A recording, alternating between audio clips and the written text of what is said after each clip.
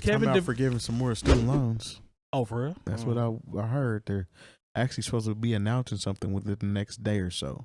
Yeah, I feel like they might. I feel like Biden needs them approval points so that he can. He's gonna run. I don't think he's gonna run again. I think he is. Really? I think he said he was going to. Oh man, I think he's gonna run again. They need to go ahead and trade him out, switch him out. But then we get the teleprompter, Kamala Harris. Yeah, I can't stand her. She's not really. I will say this though. Talk to me. Today we got made him moist. Talk to me. No, we got. Don't do that. In fact, let me go ahead and. Don't do that. Don't do that. I'm not a Kamala fan, man. I'm just not at all. Oh no, we've heard. Former Louisville Police Department officer 𝗀𝗲𝗄𝗧 has pleaded guilty to a charge of conspiracy for helping to falsify the search warrant in a no-knock warrant raid of Breonna Taylor. Now, I know even if you don't care for who is president, you gotta understand the president takes care of the cabinet, right? Yep. And you gotta understand Donald Trump's head of the Justice Department was not going to pursue this, right? So the reason these people who conspired to kill Breonna Taylor are going to jail now is because of the Biden administration's Justice Department. So what Daniel Cameron wouldn't do as the AG of Kentucky or Louisville or whatever, I don't care because I just hate him. Okay, I know hate is a strong word, but But you know what? I don't wish good. I don't wish good things for him. There's a reason why it's in the dictionary. Yeah. True. You know, so for whatever you have to say, a lot of people were going to be safe if Donald Trump was reelected, who are going to jail now for what they've done, and we can't gloss over that. No. Well, that's fair point. Because you know what? When I voted for Biden, I was not so much voting for him, but I was voting because I needed to get Betsy DeVos out of there. Well, I was voting because we had to get. I'll add anybody that we put in there was going to do the right thing and prosecute some people versus getting off their buddies. Essentially, you understand? We came out of a presidency that was built on protecting his butt and helping his friends. Yeah, true. And there've been presidencies like that, but none of them nowhere near this that just happened. You know what I'm saying? I feel like anybody that would have got in there, would have eventually, they would have done the right thing. Yeah, but eventually, we're not even in 2 years into this, and what Merrick Garland, who should have been a Supreme Court justice, what he's been able to do as far as at least this Breonna Taylor situation, because that's what I've had my eyes on and been very disappointed, at what happened in the actual local side of it. Mm-hmm. Once they actually start doing an investigation on the federal level, three officers were then now these people are going to jail for conspiring to kill this woman in her sleep. So they paid her mom. Her mom got a nice payday. That's not justice. It's not justice, but I'm just saying they did that as a pacification. That's pacification, but my thing is if Breonna Taylor was one of my peoples, you couldn't give me enough money to not want these people to be in jail. Oh yeah. Yeah. So that's what I'm saying. That it's the difference between people who don't believe in the public school system and don't even think some people deserve school lunch. And that's crazy. I know people are like, man, he said he's going to forgive more student loans. Now, what's rich to me, and I'll say this out loud, is the people who had their PPP loans forgiven, who are like, oh, I can't believe they're going to forgive student loans. I was like, you really need to shut the F up. I ain't hear nobody say that. I ain't heard that. No, because it's a lot of these people, all these businesses, people who've been writing off whole airplanes and hangars and stuff. Okay, but they got the nerve, but they're going to vote for something and be upset that somebody's going to get $10K, which is nothing.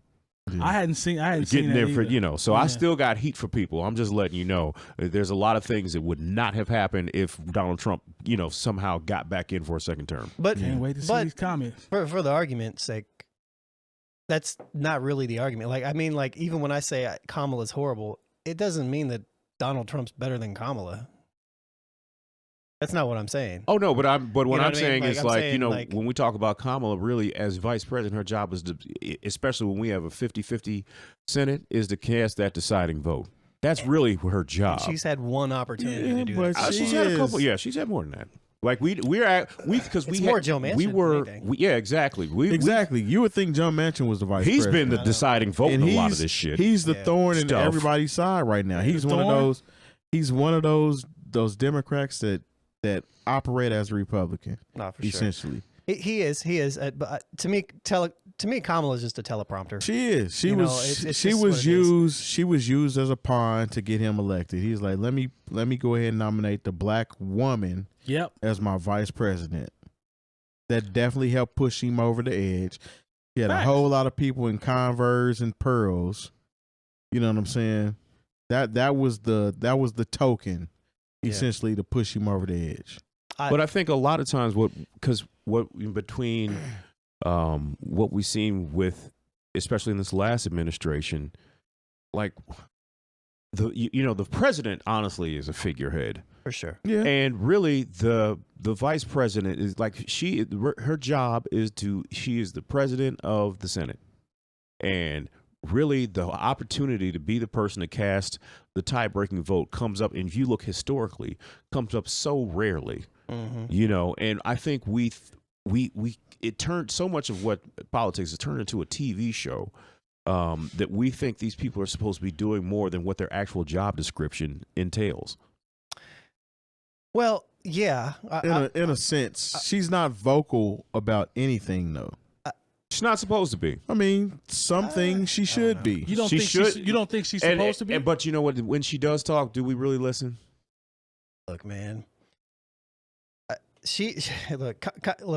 When we talk about all this stuff in general, none of this shit is really my political party. This is the way I look at it. Yeah. I'm way more left than the Democrats. So anything that Kamala does, I'm going to be critical of. Anything Joe Biden does, I'm going to be critical of.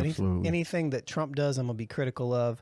Anything across the board. Be critical. I don't trust none of these folks. No, for they're sure. politicians. For sure. I feel like everybody is bought and paid for.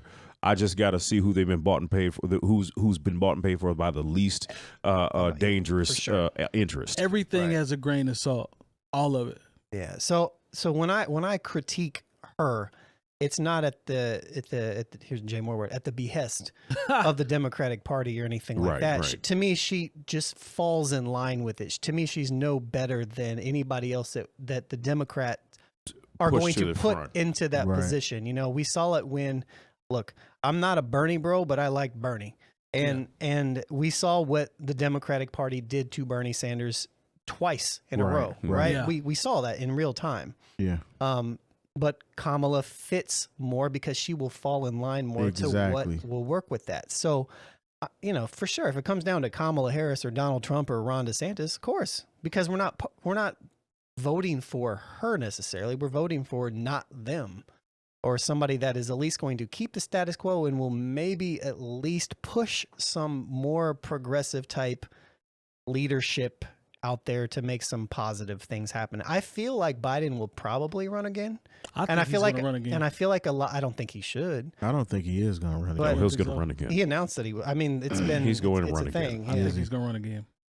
His approval rating has started to go back up because he started to sign some of these bills, like the insulin stuff. That's a good thing. No, that is a good thing. It is a great thing. So, but Trump did some good things too. A broken clock is right at least twice a day.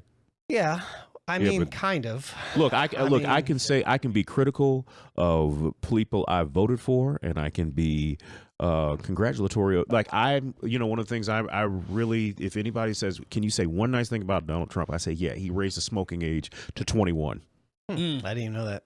See, most people don't, because I remember there were some cats that tried. They were like, "Hey man, can you buy us Black and Mild?" One night, and I was like, "Why don't you just go buy them?" It's like because I found this out basically on the street. I don't even know if that's a good thing though. Yeah, it is me because I don't want that 18-year-old off to war. That's what I mean. It's like yeah, you're right. And then you can't even smoke a cigarette. Well, once you get off of American soil, which is messed up. Just like that. But I mean, maybe it's just because I just have such a relationship with. I just hate smoking. Oh, I do too. I absolutely do. I like it. But at the same time. But in my mind, that was a good thing. And I voted for Barack Obama twice, but I hate that he signed these blue laws into place. Essentially signing more protections for police when police actually have, depending on the state you're in, have protections that supersede even the Bill of Rights of the Constitution, to where, like in Louisiana, for example, say a policeman just shoots an unarmed person on the street, they don't have to be questioned for 30 days. It's built into their own. Get their, so they can get their story straight, scrub their social media, and get a screenwriter to come in there and craft a statement for them. Like the police on a federal level do not need any additional protections. And so, and plus, Barack Obama, he was in bed with Monsanto. Even though I'm from St. Louis, I know what Monsanto does, and I got friends and family who've worked for Monsanto. No, I want to know what is a genetically modified piece of fruit when I go to the grocery store. Absolutely. Like I said, some of you listening to this are like, I didn't know that. It's like, when you do a lot of reading and you pay attention to the stuff they put on the 13th page of the newspaper, you're always angry. You're all you don't Jay trust Moore any. Said the newspaper. Yeah, exactly. There you go. I said the newspaper. Print is dead. Print is dead. And so, like, I always I don't have. I can, like I said, I can find things to be extremely critical of every politician I voted for, and I can find things to be congratulatory and say, hey, that was a good thing that you did, of people that who didn't even ask me for my vote and I did not vote. And that's how I think it should be. I think we should all be super critical of everything, because it's our job as citizens, or as people in general, to criticize, or not necessarily even criticize, just keep people accountable for stuff they say they're going to do. Yeah, they're not going to do, and because at this end of the day, they're supposed to be working for us. Exactly, that's the word. And I think we're in a position now to where the politicians should absolutely have to work for us, especially when it comes down to that's how it's always supposed to. Whose vote is the most popular, who is going to swing things. They need to be listening to people, and we definitely need to be voting on a local standard as well. But when we don't really have, unfortunately, a representative democracy. Right. When you look at, think about it like this: Wyoming, Idaho, North Dakota, South Dakota, Montana. They have 10 senators. There are more people in Southern California than in all those 5 states, and and California only gets 2. That's crazy. So, what it takes to generate a electoral vote in some of these smaller states, the threshold is lower than it is in larger states. We need to stop being so married to the number of 528, 538. All these things need to, but you can't have those conversations with people, because on one end, it would benefit one party, and then on another end it would dismantle some of the power that the other party has. So of course they don't want to have those conversations. But a lot of times, if we just if people knew the information, if people read more, it would empower them. But like asking them to read more, that means you have to take time from watching Sports Center and the Real Housewives of Beverly Hills, and from sitting around playing video games and looking at TikTok. It's a lot to deal with. At the same time, though, a lot of let's just be real. It's conservatives that are for the Electoral College. Because without the Electoral College, they would never win a national election again. Yeah, they would never win anything, because there's land. It's just land. You know what I mean? And so I've heard the arguments. I've heard the arguments from family members of, it's a different type of lifestyle. Why should that dictate? I'm like, but your lifestyle is like nobody lives 400 there. people, and this is 1 billion over here. It's like but man. So I hope we've said something to make somebody out there angry. I learned, and to engage with us on our social media. Tell y'all something real quick. Yep. I learned so much when y'all talk politics, because that's not my area of any type of expertise. It's not mine either. I'd sound like an idiot if I were to get highly engaged in some of these conversations, but I sit back and listen. And you guys are very well versed on how things are structured, and the wave and how things are currently going, and so I salute y'all for that. Attention to government, man. I'm saying, so I salute y'all, because when y'all get to talking, I'm like, okay, let me soak this up. Let me soak this game up so I can be aware as to things that are currently going on. Because the news is depressing to me. I try not to watch it. It's depressing to everyone. It is. It's unfortunate, but you need to be aware of things that are going on. But the thing is, the things I'm talking about aren't even on the news. No, I know what you're saying. Yeah, I don't even watch the news. That shit is depressing, man. It's really like who you follow on your social platforms. Like, I have a good group of people that I follow on social platforms, but there's also there's people that I follow, like certain social commentators and political people that that I have absolutely been educated by. You know, like one's a Twitch streamer. I talked about him personally. You know, like Hassan Piker, who I found him on the Young Turks back when Trump was running, and I remember when I was following them a little bit, and he had this one segment. I was like, who is this guy who's talking reckless about Trump? You know, like, and then he ends up like having a Twitch show every single day. That's how. And I'll tune into him, and I'll listen to him talk about different type of political. He'll literally react to stuff. So he'll watch Ben Shapiro, and he'll literally just pick Ben Shapiro's shit completely apart. Like, he'll destroy Ben Shapiro, and he'll go and he'll watch somebody else, and he'll articulate it from different standpoints. And I'm just like, huh, gosh, you know. So no, he's super sharp. But it's what I enjoy about it is that it's kind of like news, but it's just like his commentary on it. So you're watching it with a grain of salt as you're watching it, because you know that it's just what his feelings are, but you're getting both sides of everything, or if you even want to consider it that, right in real time. You get what the people are saying, then you get what his commentary is on top of it. I remember driving away from your crib. You put me onto the Turks. When they were going through the election, counting the states. Remember, we were at we were at your house, up there. And I remember driving home, you know, being a little extra, because you know it was Trump. It was Trump, so it's like, this is new, right? So I remember driving home being like, wow. I'm saying it out loud in the car, like, wow, did this really just happen? Fam is the president. Fam is about to be the president. I remember leaving your crib after a taping for that, and that's when you put me onto the Young Turks. Do you know what the crazy thing about politics in this country is? And this is, maybe we can end on this. If not, we can keep going, because this is good conversation. Is that the United States of America has enough money to solve everything, all of its problems. Everything. We have enough problems. We have enough money to solve homelessness, hunger. We have enough money to where, you know, even if we just curb military spending by 10 to 15%. We could make sure that everyone has a prescription medicine benefit, that you don't go into bankruptcy when you have a medical emergency. We have enough money to do all that. But if we did that, that means people wouldn't have anything to argue about. 100%. We talked about it. We talked about controversy. We talked about that earlier.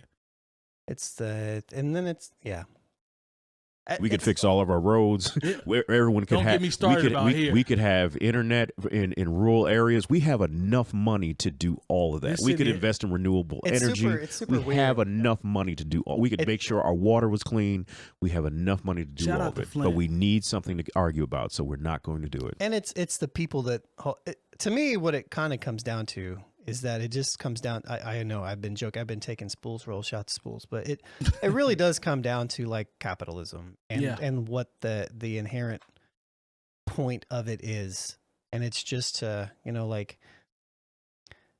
I don't know, man. It's kind of depressing when you think about it, but at the same time, what are you gonna do except for exist in it and try to make it better?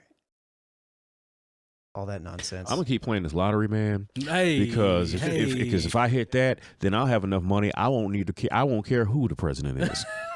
For sure. But if you think about it, and I don't even remember who said this, but somebody else said this. But if you think about it, there's a whole lot of people out here who don't think that they're poor or don't think that they're middle class. They just think that they're not yet millionaires. They think they're not yet. Oh no! And I joked about it, but everyone in this country thinks they're a potential lottery winner. Yeah. Like I said this on Twitter and got pushback because I said that $80,000 in this country does not make you wealthy, and like people were like, "But what if you did this with it?" I was like, "No."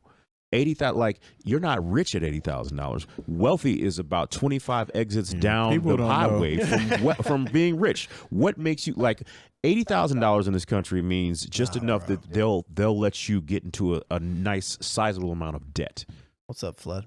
So, you know, just the fact that, like, I can say something like $80,000 doesn't make you wealthy in the United States of America, and somebody will push back on me. You have to understand, though, there are a lot of people that don't understand the concept of money, like in terms of amounts and what it actually gets you in debt. I mean, and you all that type of absolutely stuff. don't understand the amount of money if you think that $80,000. That's what I'm talking about. $80,000, you still got to get up and go to. Wealth is like you have to get up wealth and go to means work. you own some stuff. Wealth means, you know what, I don't want to do this anymore, and you can just say, no, I'm not doing this anymore, and I'm going to go sit on a boat. And nothing is going to change. I'm just going to go to an island and eat fruit for 2 weeks, and nothing changes when you make that choice. And when you get back, you look.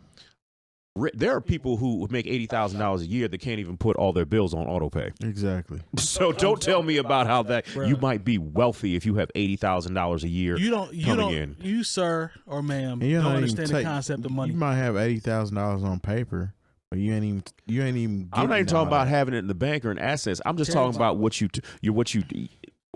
earn a year. I know, that's what I'm saying. There are people like might say $80,000 that you earned on your paycheck, but you didn't take home $80,000. Well, yeah, because what if you got 2 kids and they're on your insurance?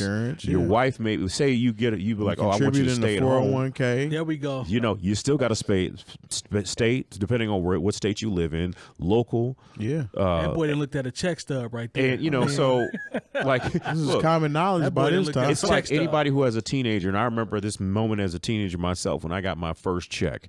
I was making $4.50 at Hardee's. That was it. I was $7.25. Yeah, I was making $4.50. I was making $5.75. This was balling.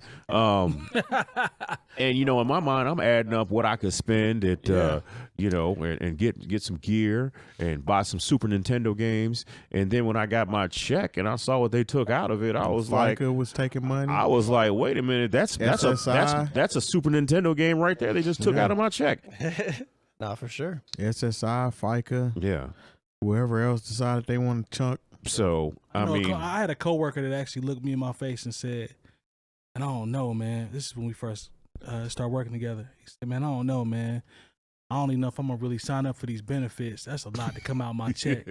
I said, man, what? You better plan on your future because you don't want to work your whole life. He said, yeah, man. I think you're going to either way. Here's his logic. I'm not going to. I refuse to work my whole life. Bro, but here's his logic, though. He said, I think I'll be all right. I'm gonna go ahead and I'm not gonna sign up for these. I'll be all right. What? What, like not the insurance? Yeah, like a medical, dental, vision. I mean, I get it. It's a chunk. It's a chunk, but I mean, when it's time for that root canal, let me tell you, coming out of pocket. Out of pocket. It's so depressing, man. It is. Like I want to be able to go to the doctor someday. Just drive to Canada, man. It's only 5 hours away. True. Maybe I'll just get a Go doctor through Detroit. in Ecuador. And you can cop a 3-pack of Reese's.